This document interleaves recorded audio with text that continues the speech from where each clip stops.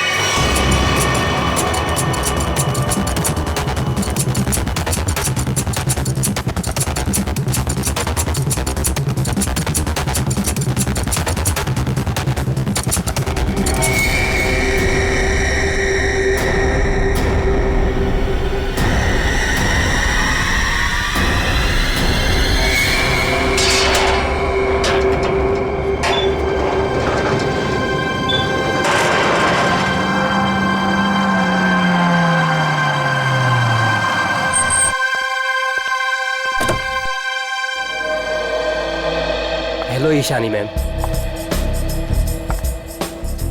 Makeup room ready है मेरा? हाँ मैम, जैसा आपको चाहिए बिल्कुल वैसा ही है, और आपका फेवरेट रूम फ्रेशनर भी है।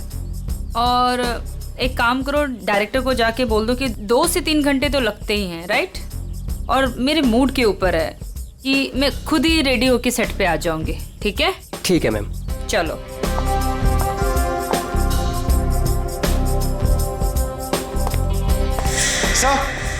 सर ईशानी मैडम आ गए हैं। आ गई? बीबू जी देख, महारानी के तैयार होते ही आज का पूरा शॉट उसको अच्छे से समझा देना। जी सर। ठीक है, मैं उसके नखरे नहीं झेल सकता। Yes sir. सर अगर उसने मुझे थप्पड़ मार दिया तो खा लेना है थप्पड़। स्पॉट सुन, ईशानी मैम का जूस और लो कैलोरी दही जल्दी से लाना, नहीं तो वो शूट कैंसिल कर देगी। सुनो, क्या मतलब है ये सब का? तुम लोग इधर उधर भाग रहे हो जैसे कि पता नहीं कोई शेरनी आ गई है। जाओ जल्दी से जाकर ईशानी को रेडी करवाओ। अब भी मैं डायरेक्शन टीम को बोल के आती हूँ।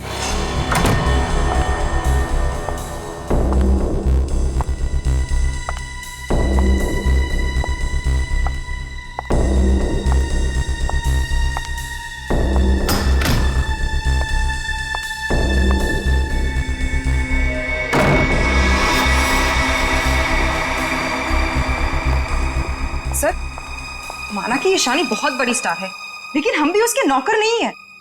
वही तो, सुबह के 9 बजे से हम रेडी होकर वेट कर रहे हैं और वो अभी तक नहीं आई। इतना वक्त हो गया, 3-4 बार टचअप हो चुका है। तो क्या करूं यार, एक तो विराट सर ने इस नकचड़ी को 1 साल का कॉन्ट्रैक्ट साइन करवा के मेरे सर पे दर्द करके रखा है, और ऊपर से तुम लोग मेरे सर पर चढ़ रहे हो। प्लीज ट्राई टू कोऑपरेट यार। Cooperate my foot. मैं ईशानी के नखरे और बर्दाश्त नहीं कर सकती हूँ। मैं जा रही हूँ यहाँ से। मैं विराट सर के चेक्स वापस कर दूंगी, लेकिन मैं ऐसे काम नहीं कर सकती हूँ। बाय। अरे मैडम रुके। अरे सर आप ही रोके समायरा जी को। अगर आज शूट नहीं हुआ ना तो विराट सर सबकी छुट्टी कर देंगे सर। जाने दे उसको, एक ईशानी 100 सुमेरा के बराबर है।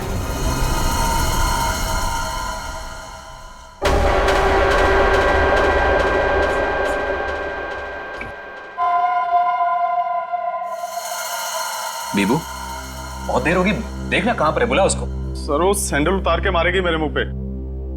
लिख के ले लो, वो वापस नहीं आने वाली है। ईशानी के नखरे ही एक दिन उसे ले डूबेंगे। अरे तू जा, उसको बुला के ले, जा जा। अरे जाना। जा रहा हूं सर।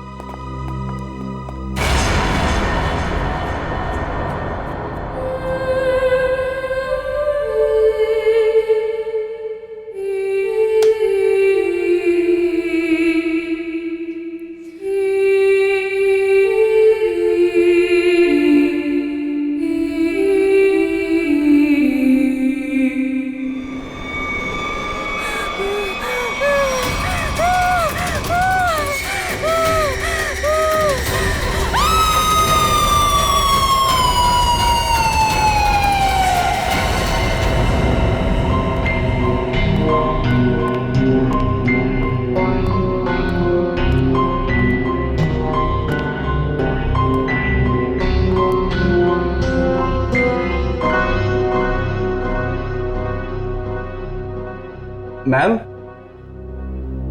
मैम आप रेडी हैं तो मैं अंदर आ जाऊं?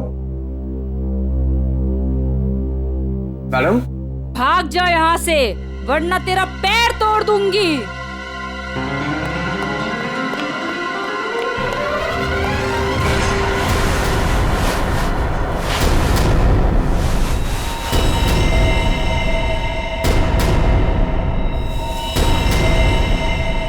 नहीं, उसने कहा भाग जा तो भागकर मेरे पास आ गया, अंदर जाने की हिम्मत नहीं की। उनके बिना बोले मैं अंदर कैसे जाता? आप नहीं जानते सर, गला दबा देती वो मेरा। 3 घंटे से वो तैयार हो रही है, यहाँ शूटिंग का टाइम निकला जा रहा है, तुझे अपने गले की पड़ी है। मैं देखता हूँ, चलकर चलो।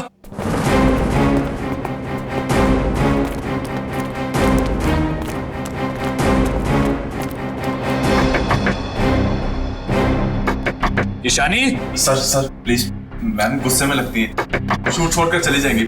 तो तुम्हें करो, चुप रहो। ईशानी दरवाजा खोलिए, अभी सब नहीं चलेगा, प्लीज दरवाजा खोलिए।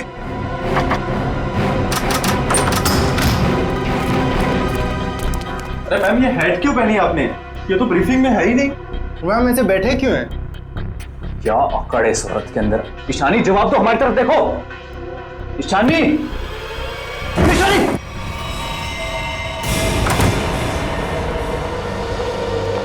कभी काम नहीं करूंगी मैं उस नकचड़ी ईशानी के साथ। मैं भी किसी से कम नहीं हूँ। अरे इतना टेंशन क्यों ले रही हो तुम देखना, मैं तुम्हें इससे बड़ा काम दिलाऊंगा। मैं अभी मम्मी को फोन करके बता देती हूँ कि आज मैं लेट आऊंगी। ठीक है, तुम मम्मी को फोन कर लो, हम तुम्हारा अंदर इंतजार करते हैं। ठीक है, मैं अभी आती हूँ। ठीक है।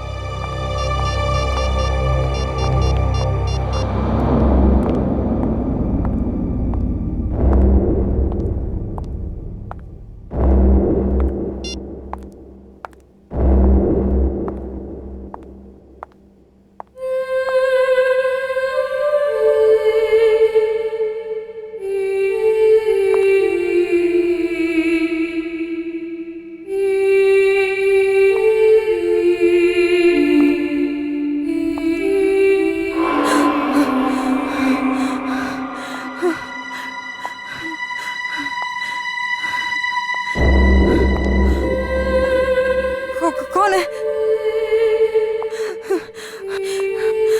सामने आओ। ये हैट, ये यहाँ कैसे?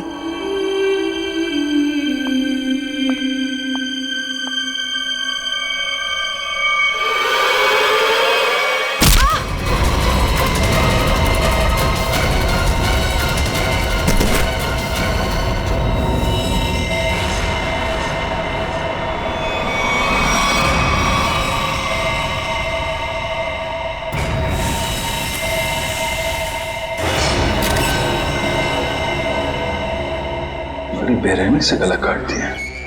हाँ सर, ये अजीबोगरीब मेकअप और ये लाल रंग की हैट भी रखी। मारने के बाद इतना मेकअप करता है कातिल, ये लाल रंग का हैट बड़ा अजीब केस है ये। सर ये मेकअप और सारा कुछ उस कातिल ने ही किया है। अच्छा, आखिरी बार कौन आया था ईशानी से मिलने? मैं गया था सर वहां पे, लेकिन उन्होंने अंदर से ही बोल दिया कि भाग जाओ वरना तुम्हारी टांगे तोड़ देंगे। टांगे तोड़ दूंगी? क्यों?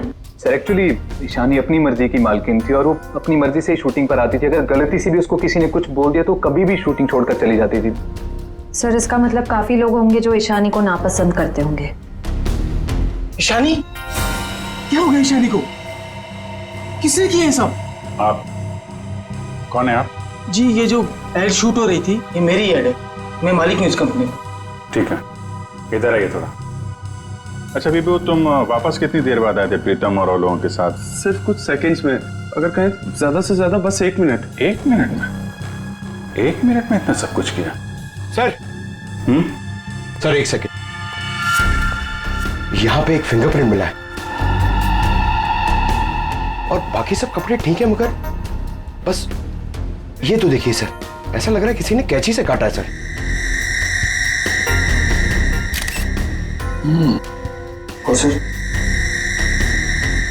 और सर यहाँ पे खून मिला है सर। कातिल पहले से ही कमरे में मौजूद था। सर हो सकता है बिहू ने जो आवाज सुनी वो ईशानी की हो ही ना। हो सकता है। क्या ईशानी से मिलने कोई आया था क्या? नहीं सर, और किसी को आते जाते नहीं देखा। सर कहीं ऐसा तो नहीं कि खूनी ईशानी के कमरे में पहले से ही छुपा हुआ था? एक्चुअली यही हुआ है। आदमी पहले से छुपा हुआ था, फिर वो खून करता है बेरहमी से, फिर इतना सारा मेकअप लगाता है, चेयर पे बैठाता है और लाल रंग की हैट पहनाता है। सब करने में टाइम तो गया ही होगा। सर ये देखिए, ईशानी का टॉप भी कटा हुआ है। इसे भी काटा गया है? उधर भी कपड़े कटे हैं, इसका टॉप कटा है। लगता है ये जानबूझ के किया गया है।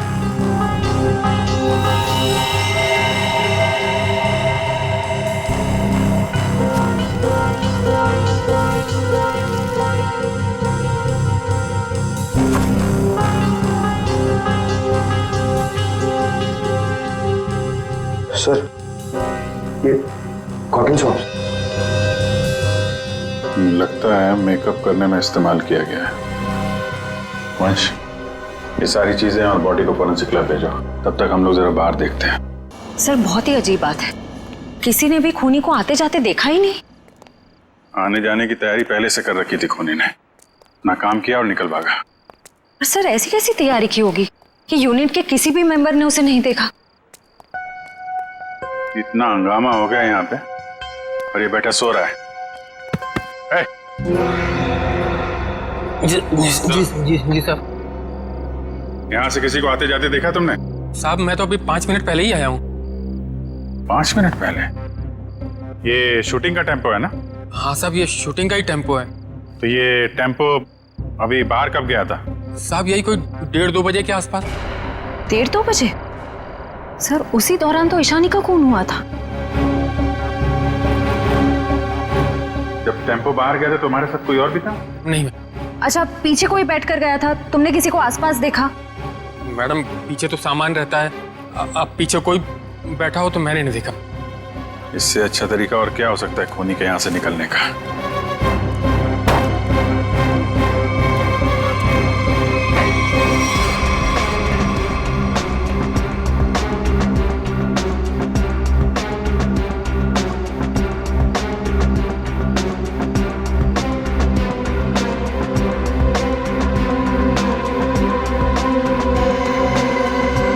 पीओपी का टुकड़ा? ये यहाँ क्या कर रहा है? शूटिंग में तो कहीं भी धूल मिट्टी थी नहीं। ये मिट्टी का टुकड़ा कहाँ से आया? साहब इसमें तो प्रॉपर्टी का सामान रहता है। प्रॉपर्टी के सामान और उसमें पीओपी का टुकड़ा, मतलब कोई और था यहाँ पे।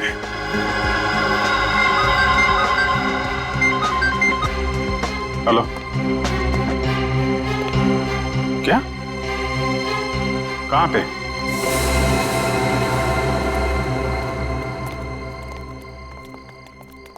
आपने फोन किया था?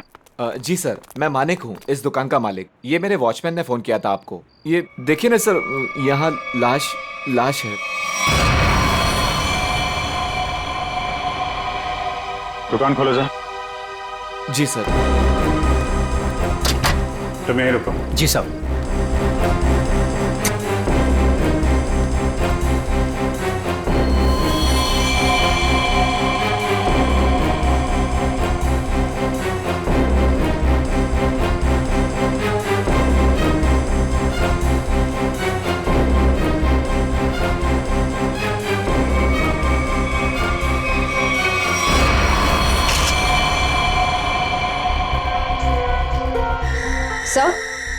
सर इसे भी बिल्कुल ईशानी की तरह मारा गया है। ये देखिए, किसी पतली धार वाली चीज से इसका गला काटा गया है।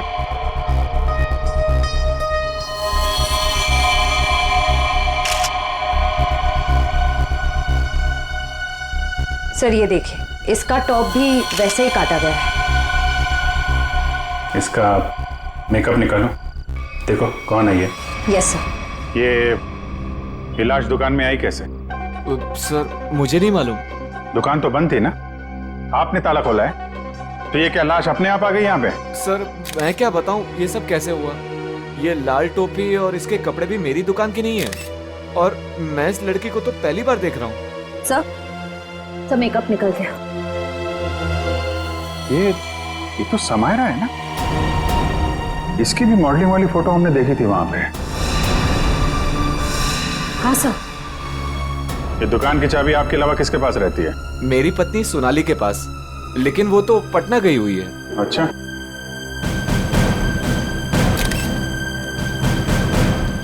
तुम्हारी ड्यूटी में एक आदमी यहाँ पे खून करता है, उसकी लाश को यहाँ दुकान में रख दिया। क्या कर रहे थे तुम? कुछ देखा नहीं तुमने? देखा ना साहब, पर वो खूनी है ये कैसे पता चलता? हा? कैसा था वो? था नहीं साहब, थी। वो एक औरत थी, उसे मैंने जाते हुए पीछे से देखा था। उसने लाल रंग का कोट पहन रखा था, उसके बाल लंबे थे और उसने सर पे एक लाल टोपी पहन रखी थी। और हाँ साहब, उसने डस्टबिन में कुछ डाला था। मतलब सर, खूनी एक औरत है? कहाँ है वो डस्टबिन जिसमें उसने कुछ डाला था? वो वहां।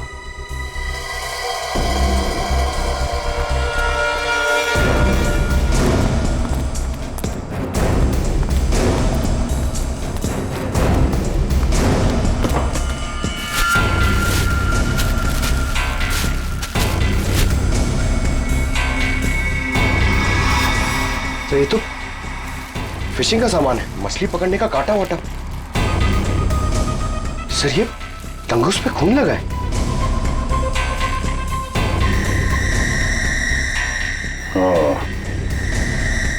लगता है इसी का इस्तेमाल किया गया है खून करने में। भरे दिन के उजाले में शूटिंग पर कोई मेकअप रूम में घुसता है और ईशानी को मार डालता है, और तुम में से किसी ने कुछ भी नहीं देखा और ना कुछ सुना है? ये कैसे हो सकता है? सर एक्चुअली ईशानी की परमिशन के बिना उसके कमरे में कोई नहीं जाता था। इनफैक्ट उसने बीबू को भी दरवाजे के बाहर से ही भगा दिया, और उसके बाद जैसे ही हम लोग गए तो देखा वो मरी हुई थी। चलो सर, ये कास्टिंग डायरेक्टर है कीकू। लेकिन सर मुझे यहाँ क्यों लाया गया है? मैंने समायरा और ईशानी का गला थोड़ी काटा है। चुप! तुम ही हो कास्टिंग डायरेक्टर हो ना, जो ईशानी और समायरा को जानते हो उनके मॉडलिंग की शुरुआत के दिनों से। जी सर। और विराज की शूटिंग पर तुमने ही भेजा था ना उन दोनों? हाँ सर। मतलब तुम अच्छी तरह से जानते थे कि वो कब और कहां मिलेंगे? देखिए सर, गलती हो गई, अब मैं किसी को कहीं नहीं भेजूंगा। दरअसल 5 साल पहले ही मैंने वो काम छोड़ दिया था। 5 साल पहले काम छोड़ चुके थे? कुछ लड़कियों ने मेरे खिलाफ केस कर दिया था, उस वजह से मेरा ऑफिस भी बंद हो गया। तो फिर कल तुमने ईशानी और समायरा को विराज के शूट पे कैसे भेजा? दरअसल दोस्ती में विराज के शूट पर उनको भेज दिया था सर, लेकिन इन सब से मेरा कोई लेना देना नहीं है सर। फिलहाल तो हम मान लेते कि तुम्हें कुछ नहीं मालूम, तुमने कुछ नहीं किया।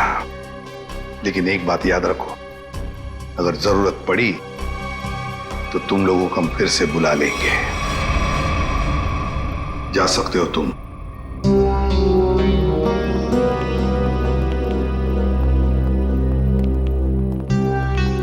इन तीनों पे कड़ी नजर रखनी पड़ेगी। देखो वो कहां जाते हैं, किस किस से मिलते हैं, क्या क्या करते हैं। सर लेकिन खूनी तो एक लड़की है ना? हाँ, खूनी तो लड़की है, लेकिन फोन करने में किसी लड़के का भी तो इस्तेमाल हो सकता है। समायरा और ईशानी दोनों मॉडल्स थी, मॉडल। लाल टोपी, मारने के बाद सफेद रंग का अजीब मेकअप, मारने के लिए फिशिंग का सामान, और फिर उन दोनों खून में सब कुछ बिल्कुल एक जैसा। तो एक बात समझ में नहीं आई कि खूनी ने ये मछली पकड़ने का सामान क्यों इस्तेमाल किया खून करने के लिए? सर बहुत ही अजीब है ये खूनी, और एक ही दिन में 2 मॉडल्स को मार डाला इसने।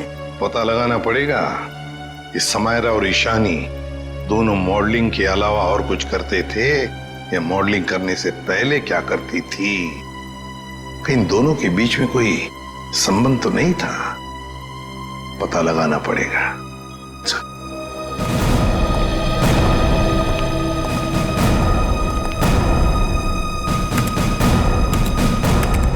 2009 में समायरा और ईशानी ब्यूटी रिबन नाम की मॉडलिंग एजेंसी में काम करते थे, जिसका मालिक ये कीकू था। Kiku, casting director Kiku. इस कीकू के बंद पड़े ऑफिस में जाना पड़ेगा, देखना होगा शायद इसके बाकी मॉडल्स की भी जान को खतरा हो। और ये भी हो सकता है कि हमें उस औरत के बारे में कोई सुराग मिल जाए।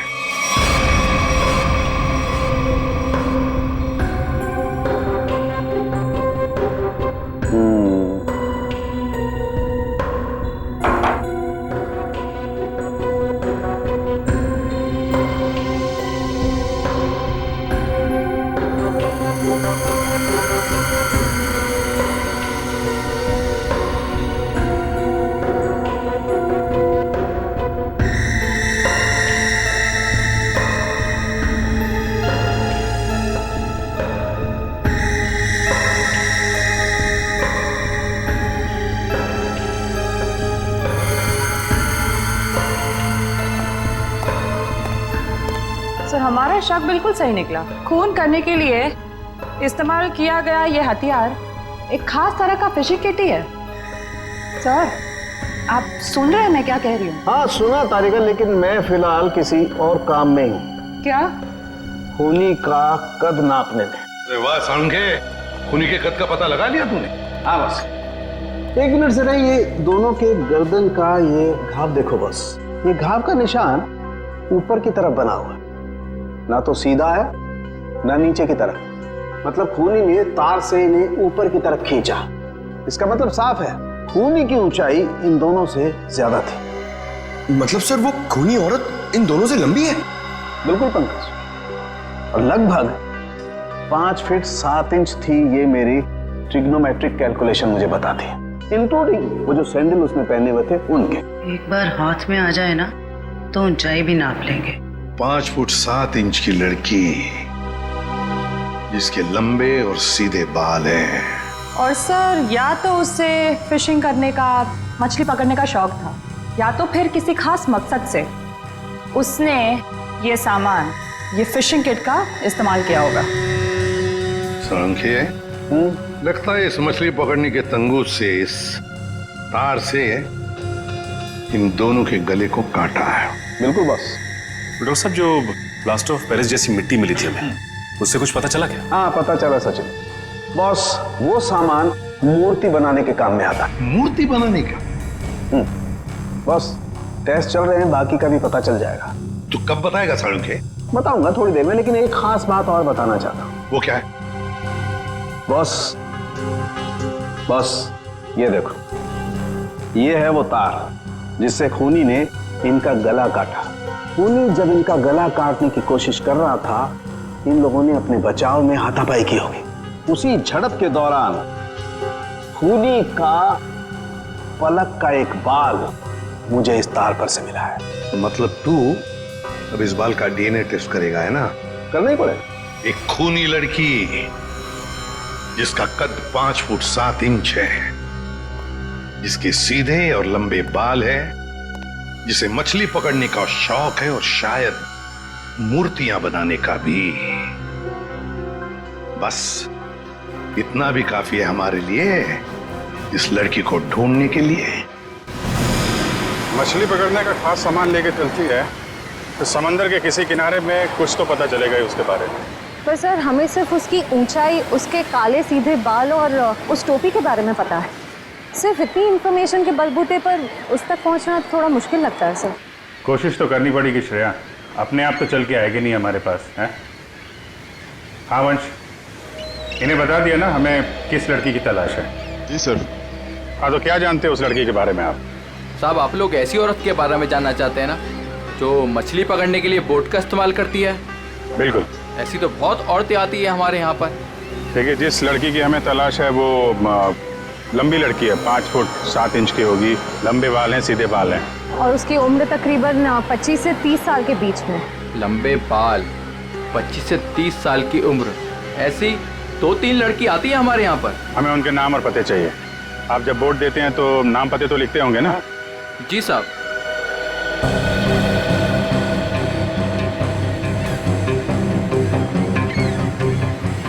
ये तीनों लड़कियां आती हैं 5-6 महीने से हमारे यहाँ पर अपने कुछ दोस्तों के साथ। केशा, एनी, शिखा। केशा, एनी और शिखा। मिलना पड़ेगा इन तीनों लड़कियों से। देखते हैं इनमें से कौन है वो लाल टोपी वाली लड़की। सर कीकू जी ने टैक्स की चोरी की थी, और कुछ लड़कियों के पेमेंट ना देने की वजह से इनकी शिकायत की थी, इसीलिए ऑफिस बंद हो गया। और इनका कोई क्रिमिनल रिकॉर्ड भी नहीं है सर। उसका खून हुआ है वो 2008 में किकुजी की एजेंसी से ही लॉन्च हुई थी, इसलिए ये अभी शक के घेरे में है। विराज, तुम ये बताओ कि तुमने तो किकुजी के साथ और उन मॉडल्स के साथ काम किया था, तो तुम्हें कभी लगा कि वो मॉडल्स किसी मुसीबत में है या फिर किकुजी के काम में कोई गड़बड़ है? मैं ईशानी और समायरा के साथ पहली बार काम कर रहा था, और जहाँ तक किकुजी की बात है तो पैसों के लेन देन में धांधली के अलावा इनमें दूसरी कोई कमी नहीं है। सर, इन तीनों मॉडल्स के कद, रंग और बाल खूनी से कुछ हद तक मिलते जुलते हैं। एक काम करो, इन सबसे पूछताछ करो कि मॉडलिंग के अलावा ये लोग क्या काम करते हैं, क्योंकि इंफॉर्मेशन ये है कि आजकल इनमें से कहीं मॉडलिंग नहीं करती।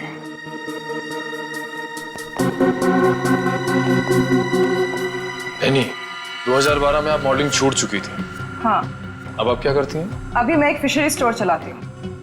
शिखा, राइट? जी। आप एक प्रिंट मॉडल है, ये तो हम जानते हैं। इसके अलावा क्या करते हैं? मैं कुछ भी नहीं करती। और आप क्या करती हैं केशा जी? मैं मूर्तियाँ बनाती हूँ। मूर्तिकार, ठीक है, थैंक यू।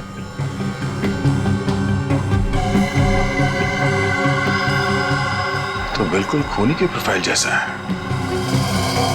कंपनी का नाम रेड इंक, मेरा शक सही है। इस एजेंसी के मॉडल्स का ही कुछ राज है। सर, एनी, केशा और डॉली, उन तीनों की प्रोफाइल्स कुछ उन्हीं से मिलते जुलते हैं। सर, इनका संबंध मूर्तियां बनाने और फिशिंग से भी है। तो इनका प्रोफाइल पेशा दोनों शक के दायरे में है।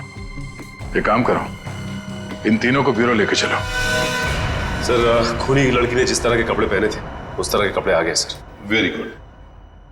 पंकज, इन तीनों के नंबर्स हैं ना हमारे पास? Yes sir. सेलफोन नंबर्स जरा ट्रेस करो, देखो जब उन दोनों लड़कियों के खून हुए तब ये तीनों कहां थी। Yes sir. जयंती सर, ले जाओ। जी, आप तीनों मेरे साथ आइए। कहाँ? अभी बताती हूँ, आओ।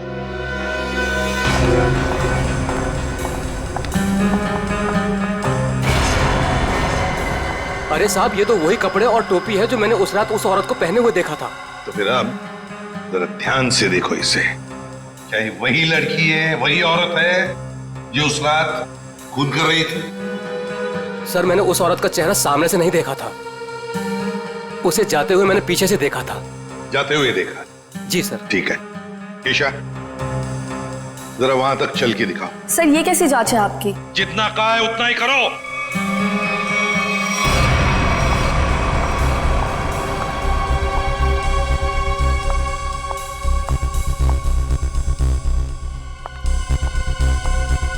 नहीं साहब। नहीं? ठीक है, आप आइए मेरे साथ।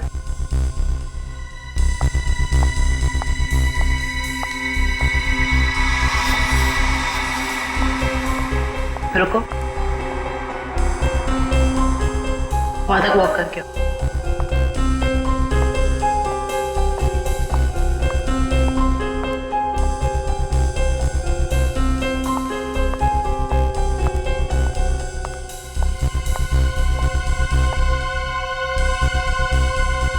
ये भी नहीं है सर। आइए।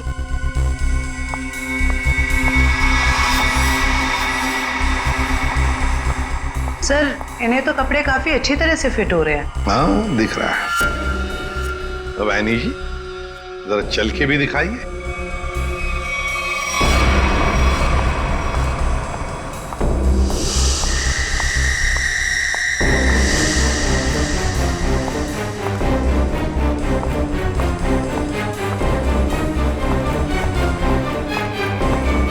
यही है सर, बिल्कुल यही है सर। क्या बक रहे हो?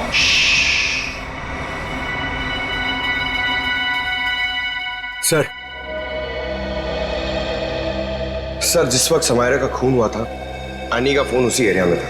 सुना है नहीं? उसी इलाके में था तुम्हारा फोन जिस वक्त ईशानी और समायरा का खून हुआ था।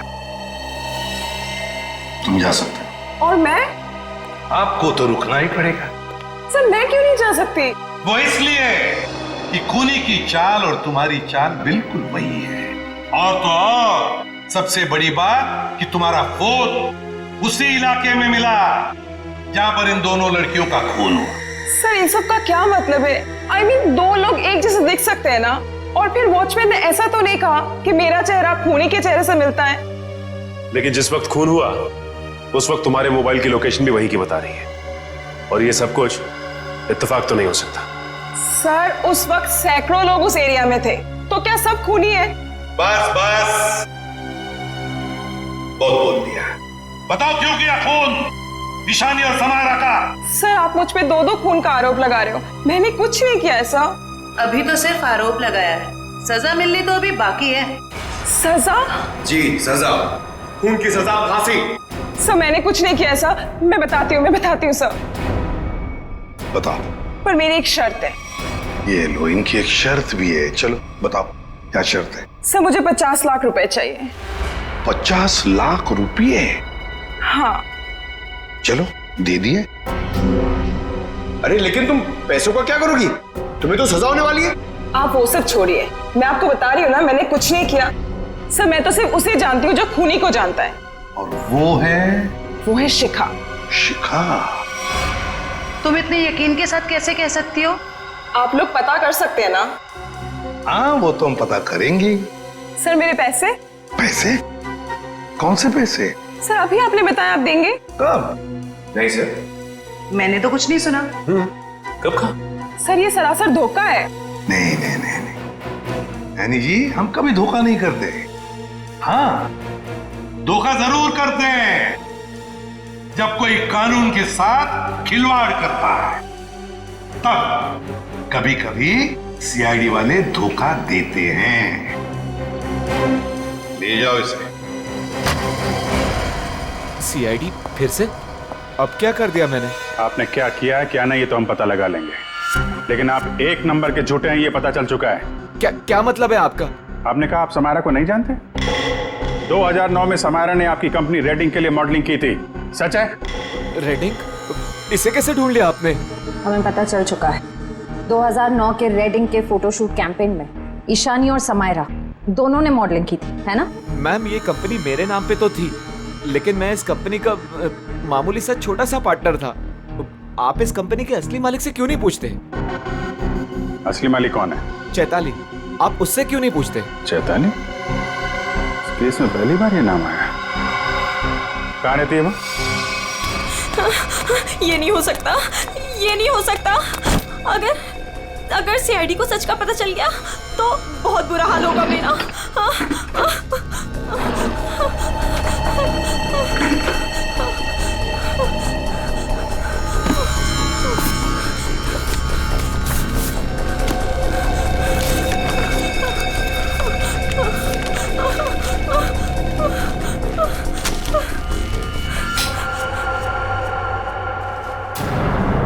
कौन है?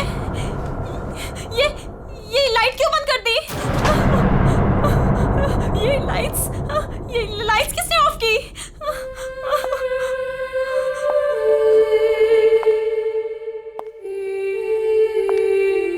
कौन है वहां? कौन है वहां?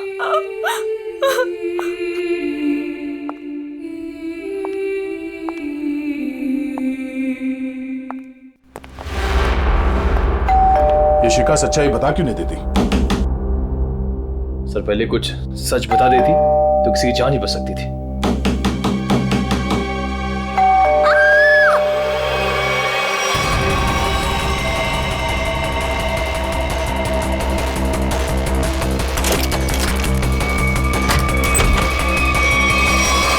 शिखा, शिखा, शिखा, बचाओ!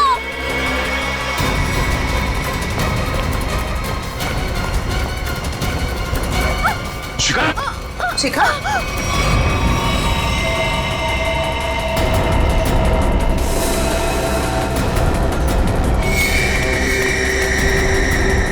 नस कटी नहीं है। जल्दी एम्बुलेंस को बुलाओ, जल्दी। भाग गई। कोई बात नहीं, बच के जाएगी कहाँ? सर को जलाने की कोशिश भी की गई है। दोनों। शिखा,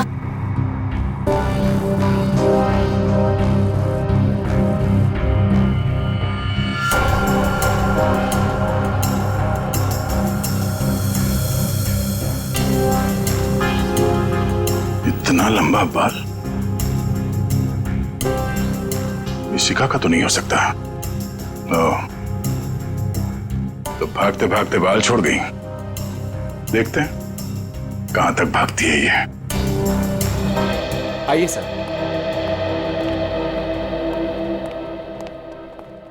सर मैं यहाँ तब से नहीं आया जब से मेरी और चैताली की हिस्सेदारी वाली कंपनी बंद हुई है। पता नहीं है वो कहाँ है। घर की अच्छी तरह से तलाशी लो, देखो क्या मिलता है।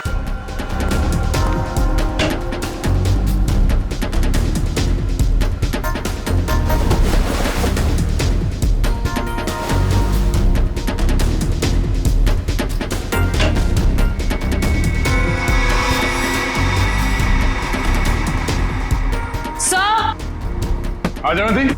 सर ये देखिए,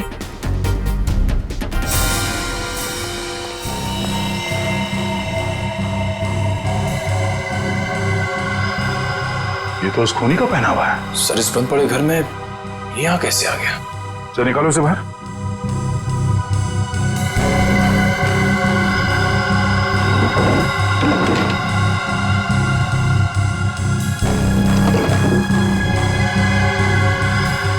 नो, ये चक्कर है। सारंगे, शिखा के घर की खिड़की से हमें एक बाल मिला, जरा मैच करके देख पलक के बाल से। ये रहा वो बाल सर, उस खूनी लड़की का बाल। बॉस, ये बाल हमारे किसी काम का नहीं है, बेकार सबूत है। क्या मतलब? मतलब ये बॉस के खूनी के पलक का डीएनए रिपोर्ट आ चुका है। तो खूनी कोई लड़की नहीं है, खूनी एक आदमी है। एक आदमी है जिसकी उम्र 40 से 45 साल। ये टोपी, लंबे बाल, सैंडल, ये सब धोखा है। तो मतलब खूनी कोई लड़की नहीं, बल्कि लड़की की भेष में आदमी है। ऐसा क्यों किया उसने? लड़की की भेष में क्यों? खून करने के और भी आसान तरीके थे उसके पास। लगता है ये खूनी कोई सरफिरा है। खूनी कोई सरफिरा नहीं, शैतान दिमाग का आदमी है ये, शैतान दिमाग का। सोच समझ के सब कुछ कर रहा है ये। एक काम करते हैं, जितने भी लोगों पर शक है ना, सबको यहां बुला लो, सबका डीएनए टेस्ट करते हैं। आप बताते क्यों नहीं कि हम सब लोगों को यहाँ पर क्यों लेकर आए हैं? ऐसी जगह लाए क्या हमारा कोई टेस्ट होने वाला है? और आप लोगों को हम सब पे शक है कि हमने खून किया है। लगता है हम सब बिना जुर्म के सजा भुगतने वाले हैं। बस बहुत हो गया। खूनी को ढूंढने का हमारे पास यही एक रास्ता है। और वैसे खूनी का बहुत ही खास सुराग मिला है हमें। डॉक्टर साहब बिल्कुल ठीक है। दरअसल क्या है, खूनी चाहे कितना भी होशियार हो, कितना भी चालबाज हो, कोई ना कोई क्लू हम लोगों के लिए छोड़ जाता है। और इस बार भी खूनी एक क्लू छोड़ गया है, और वो क्लू है पलक का एक बाल। देखिए, मैं ऑडिशंस लेता हूँ, लड़कियां सजती हैं, संवरती हैं, अपनी पलकों को भी सजाती हैं, तो इन सब से हमारा क्या लेना देना? तुम्हें बड़ा यकीन है कि खूनी एक लड़की ही है? सबको मालूम है कि लंबे बालों वाली लड़की सबको मारती फिर रही है। और आप, लेकिन हमें जांच तो पूरी करनी पड़ेगी ना। सर हमें करना क्या पड़ेगा सर? ज्यादा कुछ नहीं, आप में से हर किसी को अपने पलक का एक बाल देना होगा, और जिसका डीएनए हम उस खूनी के डीएनए से मैच करके देखेंगे। और वैसे भी जब आप लोगों ने कुछ किया ही नहीं है तो डरने की तो कोई बात ही नहीं है। जयवंती, देखिए, आ जाओ। चलो जाओ।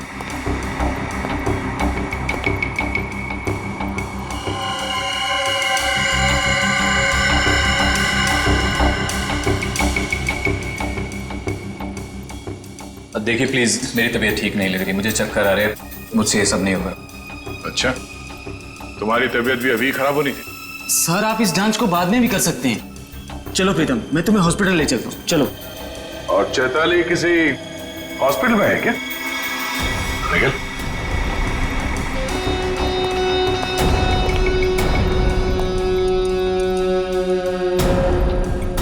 सही कह रहा हूं ना मैं?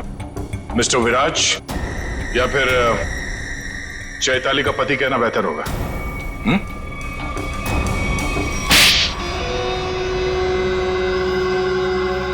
चैताली कहाँ है बताओ। चैताली अब इस दुनिया में नहीं है, और जिनकी वजह से वो इस दुनिया में नहीं है, मैंने उन सबको, समायरा और ईशानी, उन दोनों को भी चैताली के पास पहुंचा दिया। और जिस लड़की शिखा को आपने बचाया है, मैं उसे भी नहीं छोड़ूंगा। तुम सीआईडी के सामने किसी को जान से मारने की धमकी दे रहे हो मिस्टर विराज, बड़ी हिम्मत है तुम्हारे। घर में हमें पता चल गया था कि सारे खून के पीछे तुम्हारा ही हाथ है, और अब डीएनए टेस्ट से प्रूव भी हो जाएगा, लेकिन हम तुम्हारे मुंह से सुनना चाहते हैं। मैं तो अपनी बीवी को इंसाफ दिलाना चाहता था, बस शिखा, समायरा और ईशानी, ये तीनों मेरी बीवी की खुदकुशी की जिम्मेदार थी, पर ये बात मुझे 5 साल बाद पता चली। इतने सालों बाद तुम्हें कैसे पता चला कि ये तीनों तुम्हारी बीवी के मौत के जिम्मेदार है? ये 2009 की बात है। चैताली ने द रेड इंक कंपनी में पैसा लगाया था, और ये तीनों लड़कियां उसके बराबर की पार्टनर थी। माणिक तो बस नाम का पार्टनर था इनके बीच। मैं उस वक्त यूके में था और इन तीनों लड़कियों को जानता भी नहीं था, लेकिन जब इनकी कंपनी नुकसान में चली गई तो इन तीनों ने मेरी बीवी को कर्जे पर बकायेदारों से लड़ने के लिए अकेला छोड़ दिया और उसे मरने पर मजबूर किया। और जब तक मैं उसके पास पहुंचता, उसने फांसी लगाकर खुदकुशी कर ली। मैंने एक औरत का वेश बनाया और अपना बदला लेना शुरू किया, ताकि आप लोग ये सोचते रह जाएं कि खूनी एक औरत थी। शिखा के घर जो जलाया था वो एक सबूत था, उसको मुझ पे शक हो गया था। माना कि उन तीनों की वजह से तुम्हारी बीवी अब इस दुनिया में नहीं रही। तुम कानून की मदद ले सकते थे, लेकिन तुमने ऐसा नहीं किया। अपनी बीवी की मौत का बदला लेने के लिए तुम खून करने लगे। अब तुम्हें फांसी से कोई नहीं बचा सकता।